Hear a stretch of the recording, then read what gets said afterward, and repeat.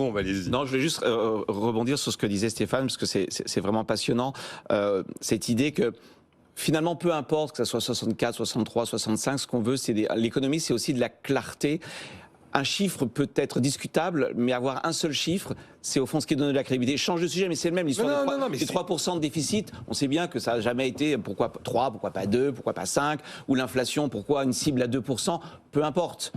Enfin, peu importe, il vaut mieux avoir une cible à 2 qu'à 15. Mais ce que je veux dire par là, c'est que ça aussi en France, on a du mal à fixer un objectif, et une fois qu'on l'a, à le garder dans le temps. En fait, on va détricoter. On va faire des détricoter, ça va arranger tout le monde, mais à la fin, ça arrange personne. Et s'il change complètement de sujet, mais c'est le même en réalité. Vous regardez la politique industrielle, il y avait le rapport de la Cour des comptes, c'est la même chose. Alors justement, j'allais terminer par ça. C'est qu'on saupoudre, on fait pas de choix, on fait pas d'arbitrage, c'est ce que disait Stéphane, finalement. Tailler, c'est pas grave de tailler quand vous taillez dans ce qui est inefficace, mais c'est pas ce qu'on va faire, parce qu'on va être dicté par des considérations politiques. Parce que si je taille, ça veut dire que je casse quelque chose, or je me mets à dos une partie de la coalition.